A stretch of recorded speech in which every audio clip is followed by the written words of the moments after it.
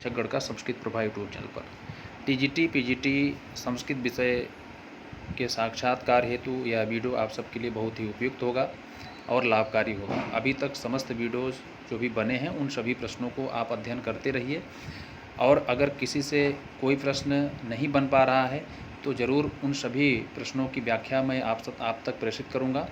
अभी तक जितने भी बिंदु आप सबको बताए गए हैं कहीं न कहीं से किसी न किसी साक्षात्कार में पूछे गए हैं। देखिए, ज्ञान अनंत है, ज्ञान की कोई सीमा नहीं है। आप जितना पढ़ते हैं उतना कम है। तो सर्वः सर्वम न जानाति, अर्थात सब लोग सब कुछ नहीं जान पाते हैं। आप अनंत गहराइयों में जा कर के पढ़ते रहिए, आप ज्ञान की कमी रह ही जाएगी। अर्थात आप जितना सीखते हैं उतना कम है, इसलिए आप अपने पाठ्यक्रम पे ज़रूर रहिए। कुछ इतर मतलब आपको बता दें कि आप एमए किए होंगे या एमए कर रहे होंगे या पीएचडी कर रहे होंगे या पीएचडी कर रहे होंगे, तो कभी कभी आपसे ऐसा सवाल किया जाता है कि आपकी अंतिम योग्यता क्या है। तो आप हो सकता है न बताने के लिए आप झूठ बोलें। अगर झूठ नहीं बोलते हैं तो आप बताइए, तो आपका एक प्रश्न दो प्रश्न तो उससे भी पूछा जा सकता है। अगर आप पीएचडी हैं तो पीएचडी के टॉपिक से भी पूछा जाता है। जी हाँ, अगर आप पीएचडी कर चुके हैं तो ज़रूर आप लोग तैयारी बना लीजिएगा, अपने टॉपिक से भी कुछ न कुछ तैयारी करके बैठिएगा। चलिए, तो संस्कृत प्रभा यूट्यूब चैनल पर जो भी तथ्य मिल रहे हैं आप सब बहुत ज़्यादा पसंद कर रहे हैं, इसके लिए आप सबको हृदय से बहुत बहुत धन्यवाद। चलिए, साहित्य किसे कहते हैं? अगर वीडियो अच्छा लगे तो लाइक करके अपना स्नेह और प्रेम जरूर प्रकट करें। साहित्य किसे कहते हैं? जहाँ शब्द और अर्थ समान रूप से साथ साथ चलें और उसमें रमणीयता की उत्पत्ति कराएं। किसी संदर्भ में जहाँ पर शब्द और अर्थ एक साथ चलें और उसमें जो रस निकले, जिससे आनंद की प्राप्ति हो या रमणीयता की उत्पत्ति हो, उसे साहित्य कहते हैं। और संस्कृत में आप बताएंगे सहितयोः भावः, यहाँ भावः कर लीजिएगा, सहितयोः भावः साहित्यम, यहाँ विसर्ग लगा लीजिएगा। चलिए, काव्य किसे कहते हैं? देखिए, काव्य जगत के विभिन्न सुख दुखों, देखिए आप जानिएगा, काव्य जगत के विभिन्न जो भी सुख हैं दुख हैं, आघात प्रत्याघात, कभी आप कष्ट में होते हैं, सरस कटु, जो भी अनुभवों से आप प्रेरणा पाकर, जब आप कहते हैं कि जब हम बहुत दुखी होते हैं, कष्ट में होते हैं, तो कवि अक्सर उसी समय कविता का रचना करता है। जैसा आप जानते हैं कि वाल्मीकि भी जो है ऐसे ही काव्य की रचना किए थे, रामायण की रचना किए। इसमें पहला श्लोक मां निषाद प्रतिष्ठाम, आप लोग को याद होगा, नहीं याद होगा तो इसको भी आप लोग याद कर लीजिएगा, क्योंकि सर्वप्रथम श्लोक है, श्लोक छंद है, अर्थात अनुष्टुप छंद में सबसे पहला श्लोक मां निषाद प्रतिष्ठाम त्वम गमः शाश्वती समाह। तो इस श्लोक को पूरा याद कर लीजिएगा, क्योंकि उस समय ग्लानि में थे, क्रौंच वध देख करके उनको कुछ कष्ट हुआ, आघात पहुंचा, उनके हृदय पर आघात पहुंचा। उसी आघात के प्रेरणा से गहन अनुभूतियों के क्षणों में निष्पन्न जो भावुक हृदय की अनूठी गद्य पद्यमयी रचना काव्य कहलाती है। इसको आप अपने भाषा में सरल तरीके से आप कह सकते हैं कि जब किसी दुख आघात प्रत्याघात से प्रेरणा पा करके जब किसी गद्य पद्यमयी की रचना होती है तो उसे काव्य कहते हैं। चलिए, तस्य कर्म स्मृतम काव्यम, कवि की रचना को भी काव्य कहते हैं, ऐसा भी आप क्या बता सकते हैं। जो वर्णन करे वह कवि है, जो वर्णन करे वो क्या है? कवि है। आप बता सकते हैं जो वर्णन करे वो कवि है, और कवि का कर्म अर्थात जो रचना करता है वह क्या है? काव्य है। ऐसा भी आप बता सकते हैं। कवि का कर्म क्या है? कवि किसे कहते हैं? जो वर्णन करे, किसी भी तथ्य का वर्णन करे उसे कवि कहते हैं। और उसके कर्म को, कर्म मतलब जैसे कि मान लो आप काव्य प्रकाश लिख रहे हो, आप महाकाव्य लिख रहे हो, आप जो है नाटक लिख रहे हो, तो ये सब जो तथ्य हैं आपके कर्म हैं, और उसी को क्या कहते हैं? कवि का कर्म ही क्या है? काव्य है। ऐसा भी बता सकते हैं। काव्य के 6 प्रयोजन हैं। आपसे पूछा जा सकता है काव्य के कितने प्रयोजन हैं। देखिए, आप लोग कहेंगे कि टीजीटी में नहीं है, लेकिन मैं जानता हूं कि टीजीटी में नहीं है, फिर भी यहाँ से प्रश्न बन सकते हैं। इस एक वीडियो को आप अगर एक बार देख लेते हैं अच्छी तरीके से और 2-4 बार इस प्रमुख बिंदुओं को नोट कर लेते हैं तो निश्चित रूप से आपका काम हो जाएगा। धीरे धीरे आप तैयारी करते रहिए। जहाँ जहाँ से प्रश्न बनते हैं मैं आप सबको कोशिश करूँगा वहाँ से प्रश्न दिखा दूँ। आप देखिए, आप चाहे जितना पढ़िए, जितना पढ़ते हैं उतना कम होता है, इसलिए हमें वही बिंदु देखना है ज़्यादातर जितना आज तक जो भी प्रश्न बन चुके हैं या बन सकते हैं, इस प्रकार की भी तैयारी साक्षात्कार की होनी चाहिए। साक्षात्कार के लिए विशेष कोई कोचिंग या किसी संस्था से जुड़ने की आवश्यकता नहीं है, आपके अंदर भी वह गुण है, आप भी घर बैठ करके तैयारी कर सकते हैं। बस आपको कोई भी व्यक्ति दिखा दे, आप खुद ही समझ लें कि हमें कहाँ से प्रश्न बन रहे हैं, किस किस जगहों पर हमको देखना चाहिए, बस वही आपके अंदर आपकी दृष्टि खुल जाए, बाकी आपका साक्षात्कार अच्छा होगा। चलिए, तो काव्य के 6 प्रयोजन हैं। देखिए, प्रयोजन मतलब काव्य हम क्यों करते हैं भाई, कब हम पढ़ते हैं तो हम क्यों पढ़ते हैं, आपका क्या प्रयोजन है? आपका प्रयोजन है नौकरी करना, समाज की सेवा करना, देश की सेवा करना। वैसे ही काव्य जो काव्य लिखता है, जो भी ग्रंथ लिखता है, उसका क्या प्रयोजन है, उसका क्या उद्देश्य है? तो उद्देश्य देखिए, काव्यम यशसे अर्थ कृते व्यवहार विदे शिवेतर, शिव प्लस इतर, शिव मतलब मंगल और इतर मतलब अमंगल, क्षतय मतलब नष्ट करने के लिए, दूर करने के लिए, सद्यः पर निवृत्तये कांता सम्मित उपदेश युजे। ध्यान दीजिए, काव्य में से एक यश की प्राप्ति के लिए, धन की प्राप्ति के लिए, व्यवहार विदे व्यवहार का ज्ञान के लिए, और अमंगल के नाश के लिए, ये 4 हो गया। और सद्यः तुरंत तत्काल में जो आनंद की अनुभूति हो, अर्थात ये 5वां। और कांता सम्मित उपदेश, कांता अर्थात पत्नी की तरह, स्त्री की तरह जो है, जो उपदेश दे कि राम आदि की तरह आचरण करना चाहिए, कि रावण की तरह। इस प्रकार का कौन उपदेश करता है? काव्य करता है। तो काव्य के कितने प्रयोजन हैं? 6 हैं। आप लोग नोट कर लीजिए, काव्य के कितने प्रयोजन हैं? 6 हैं, भूलिएगा नहीं। तो अब कभी कभी भ्रम होता है हेतु और प्रयोजन। देखिए, हेतु लिखिएगा और प्रयोजन ध्यान दीजिएगा। प्रयोजन बड़ा है, क्या है? प्रयोजन बड़ा होता है। तो संख्या में 6 है और हेतु कितने हैं? 3। जो छोटा है, अब आप ध्यान, हेतु में ऐसे 3 बन रहा है, तो हेतु कितने हैं? 3 हैं। हेतु मतलब कारण, किन किन कारण से कविता बनती है। सब लोग आखिर में, सभी तो कभी हो नहीं जा रहे हैं। हम सभी लोग तो जो है, सबको ग्लानि होती है, सबको कष्ट होता है, सभी लोग दुखी होते हैं, तो क्या सब लोग कभी बन जाते हैं? जी नहीं। प्रायः ऐसे ही लोग बनते हैं जिसमें शक्ति होती है, प्रतिभा होती है। तो अभी काव्य के हेतु बताएंगे। आपको याद होना चाहिए काव्य के प्रयोजन कितने हैं, उद्देश्य कितने हैं, जिस कारण से काव्य की रचना होती है, वो 6 हैं। कौन कौन से? काव्यम यशसे, काव्य से हमें अर्थ की यश की प्राप्त होती है। जैसे कालिदास आदि रचना रच के चले गए और उनका यश कीर्ति आज भी विद्यमान है।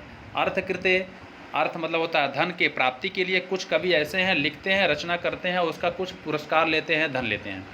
जैसे यहाँ पर धावक कवि ने अपनी रचनाओं को बेच डाला था। जी हाँ, हर्षवर्धन से रत्नावली, नागानंद, प्रियदर्शिका नामक 3 जो रचनाएं हैं, उसको बेचा था और धन की प्राप्ति किया था राजा हर्षवर्धन से।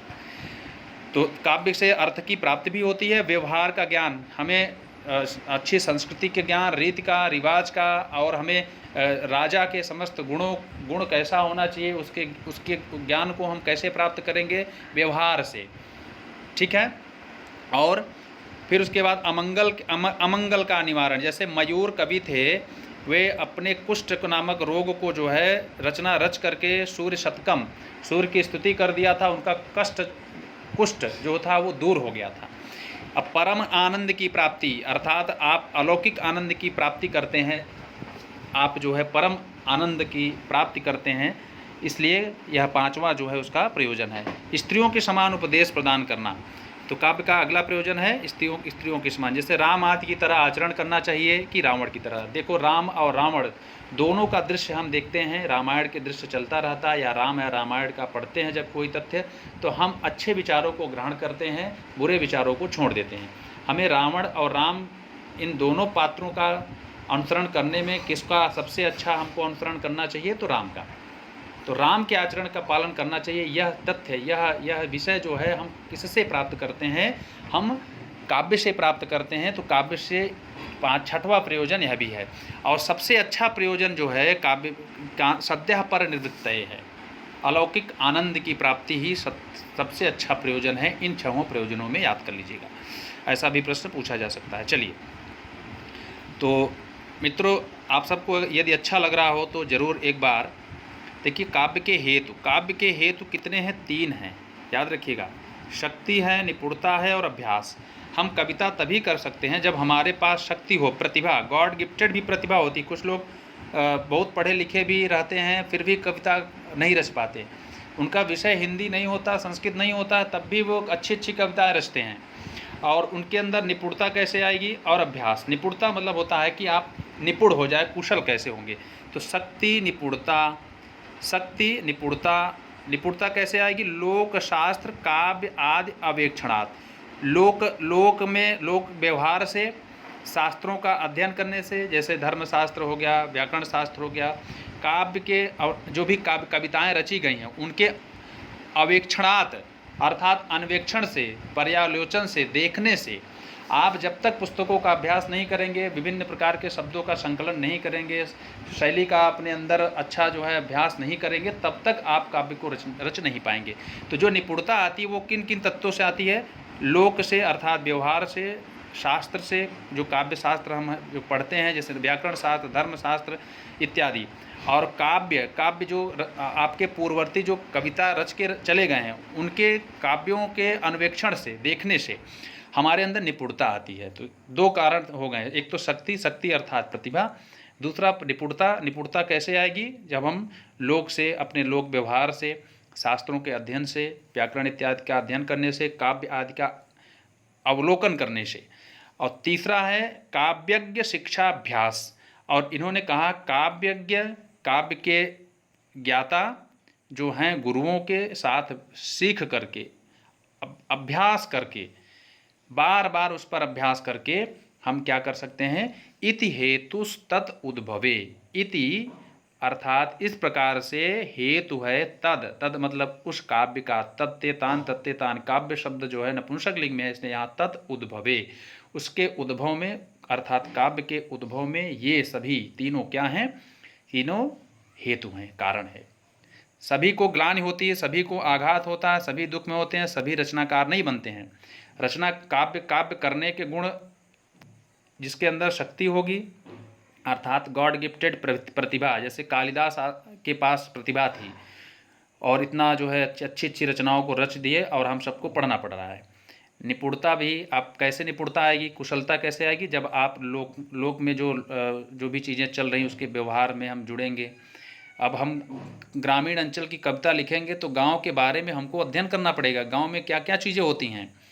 शास्त्र, जो धर्मशास्त्र, अर्थशास्त्र, सभी शास्त्रों का अध्ययन, व्याकरण शास्त्र, काव्य आदि शब्द है, आदि मतलब कि आदि, लोक शास्त्र, काव्याद्य अवेक्षणात् अर्थात इसके अन्वेक्षण से, देखने से, अवलोकन से, काव्यज्ञ शिक्षाभ्यास और अपने गुरुओं के साथ बैठ करके बार बार उनके साथ अभ्यास करके, इति हेतुस् तद उद्भवे।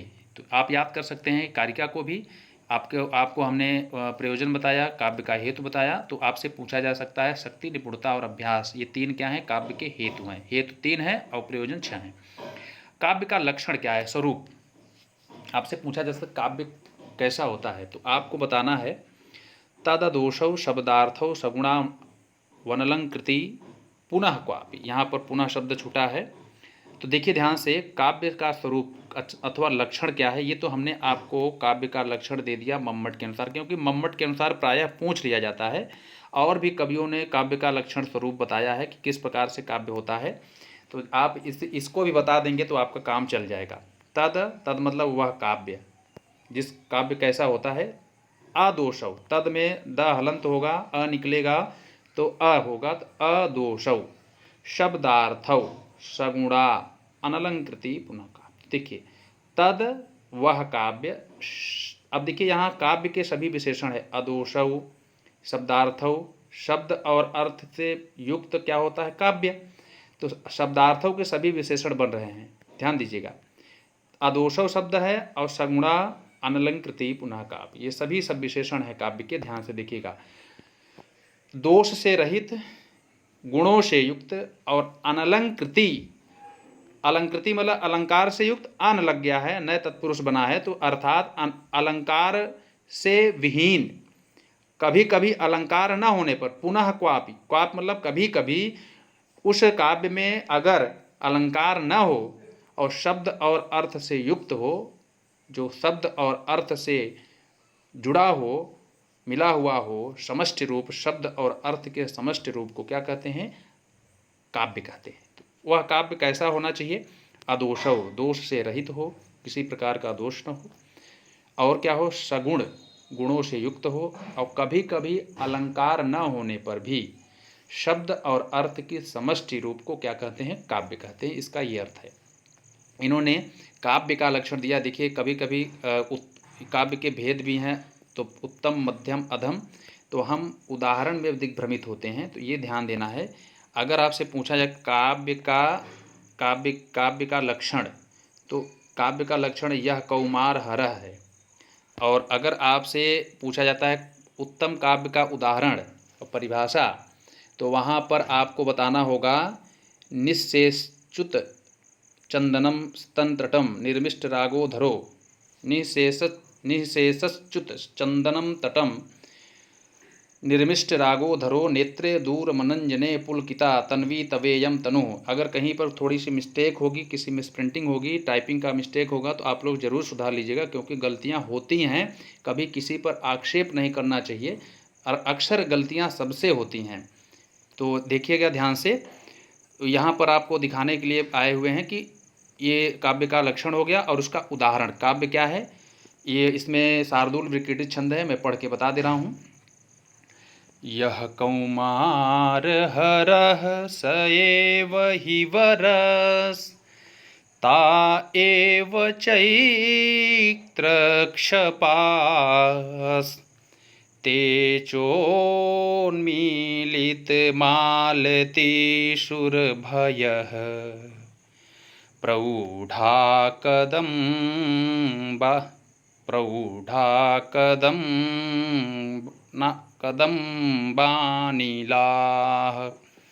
सा चैवास्मि तथापि तत्र सुरता व्यापारलीलाविधौ,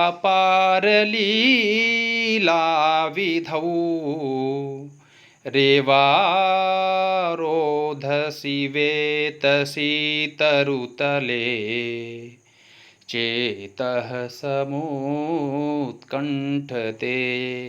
आप सबको बता दूं कि जो टीजीटी वाले हैं केवल इतना ही पढ़ेंगे, लक्षण और उदाहरण अगर याद कर लेंगे तो भी भला है। पीजीटी वाले विशेष तौर पर इन जो उदाहरण हैं, अर्थ भी थोड़ा बहुत जानते रहिएगा, विशेष शब्दों का अर्थ भी। ठीक है, एक बार फिर से पढ़ दे रहे हैं। यह कौमार हरः स एव हि वरस्, ता एव चैत्रक्षपा, तेजोन्मीलितमालतीशुरभयः, प्रौढा कदम्बानिलाः,